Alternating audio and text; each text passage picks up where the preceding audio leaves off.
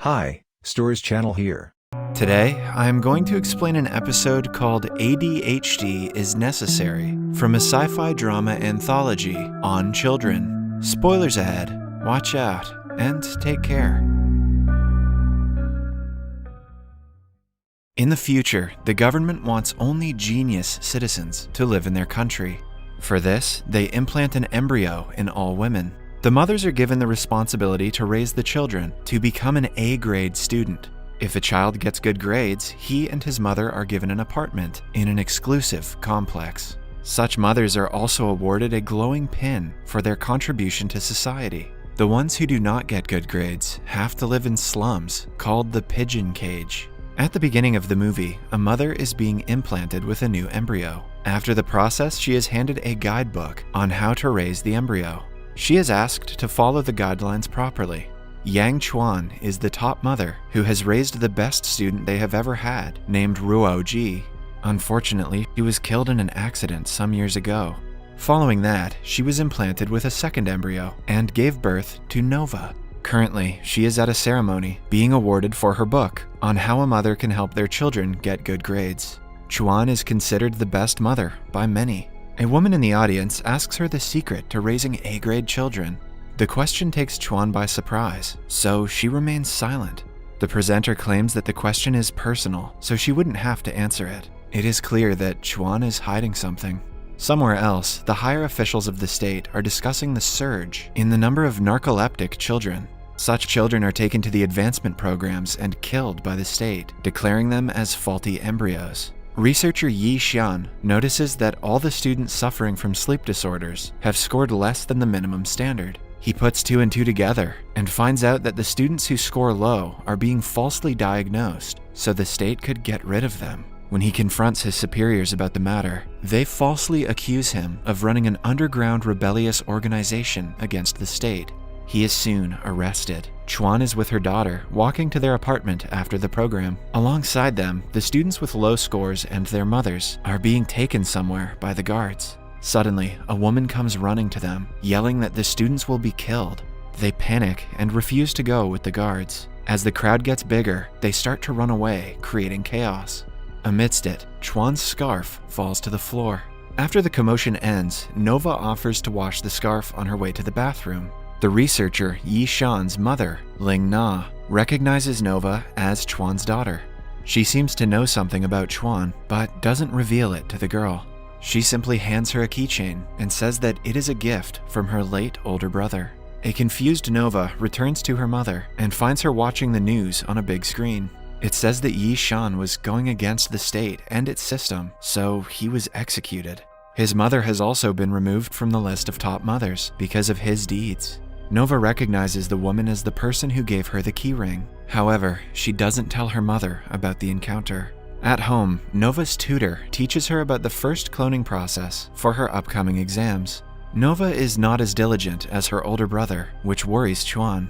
She wants her daughter to score A+ at any cost, because if she doesn't, they will have to give up all of their privileges. Moreover, she is considered the best mother in the city, so her daughter not getting good grades is humiliating for her. After the class, the tutor frankly tells her that he thinks Nova will not pass the test since her grades have been falling every year.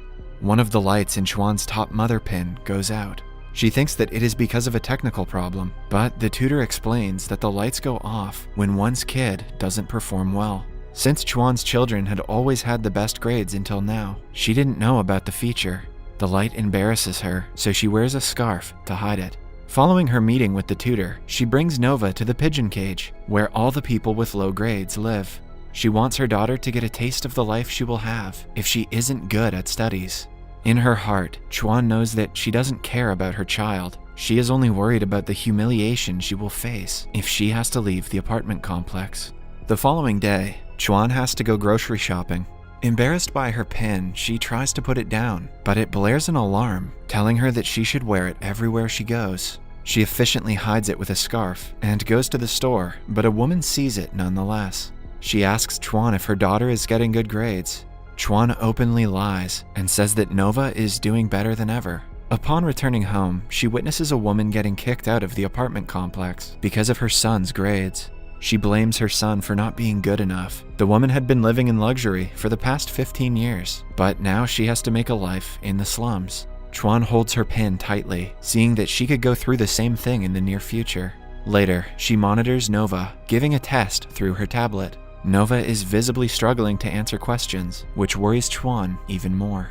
Soon, the second light in her pin also goes off. Now she has only 3 lights to go before she has to leave the apartment and give up her privileges. The next day at school, Nova acts strange. She keeps on fidgeting with her pen and books. When the person behind her asks her not to move so much, she lashes out at him. Even when the teacher asks her to not be rude, she tells him his class is boring. Everyone is surprised at her behavior because she is usually very gentle and nice. The next day, Chuan brings her to the hospital to get her checked. She is diagnosed with ADHD. The doctor claims that the stress of exams might have been the cause of the disorder. He warns Chuan to take good care of her daughter because if the syndrome gets worse, she might go into depression and become suicidal. The following day at school, Nova accidentally hits her teacher on the leg while sweeping the floor. She doesn't apologize for her mistake and instead tells him he should watch where he is going. The conversation escalates quickly, and the teacher holds her arm, asking her to apologize. Nova runs away and threatens to jump off the building. She is stopped by her classmate, Qi Zhang, at the last second. Chuan simply brings her home and serves her dinner. It is then revealed that Chuan has asked Nova to pretend to have ADHD so they can use it as an excuse to avoid the upcoming exams. Chuan says she is proud of her for her believable acting. The next day is Nova's birthday. Chuan wants her to destroy all the presents that her classmates give her. Nova is reluctant because she doesn't want to hurt her friends, but Chuan persuades her to bring a razor to school. At school, Nova's friends wish her a happy birthday. She knows what she has to do, but she cannot bring herself to hurt them. Chuan watches her on a laptop as she puts the razor away and gently opens her presents. Following that, Qi Zhang and Nova talk about her weird behavior yesterday. She claims that she was just nervous because of the test. Qi Zhang asks her if she is being pressured by her mother, but she claims that her mother is very helpful and she would never pressure her. Upon reaching home, Nova apologizes to her mother. She doesn't want to pretend to have ADHD anymore and claims that she will study hard to get good grades instead. Later at night, she shows her mother the key ring that the strange woman had given her in the bathroom. Chuan is shocked to see it, but doesn't reveal its significance. She simply asks her daughter to continue studying. A flashback shows us that the keyring was handmade by her late son, Ruo Ji, as a birthday present for her. But she asked him to stop making such absurd things and focus on his studies. Back in the present, Nova starts to study harder than ever and stops pretending to have ADHD. One day, she is again approached by the same old woman, Ling Na. She has found out about Nova's ADHD diagnosis and asks her if she really has it or was it her mother's plan. She reveals that according to the guidebook, the students with ADHD are considered defective embryos. They are sent to an advancement program where they are secretly killed. If a student gets bad grades, both he and his mother are sent to the slums. However, if the students have defects like ADHD, they are sent to advancement programs, and the mothers can still enjoy their privileges. Chuan has been urging Nova to pretend, not to keep her away from her exams, but because she wants to keep her privileges, even if it is at the cost of her daughter's life. Nova is in disbelief. Furthermore, she is informed that her brother Ruoji's death was not an accident. She argues that he was the best student nationwide, so that cannot be possible. Later that day, she reads the article about Ruoji's death and finds out he was hit by a truck. She then goes to meet the truck driver, who claims he was manipulated by her mother to take the blame.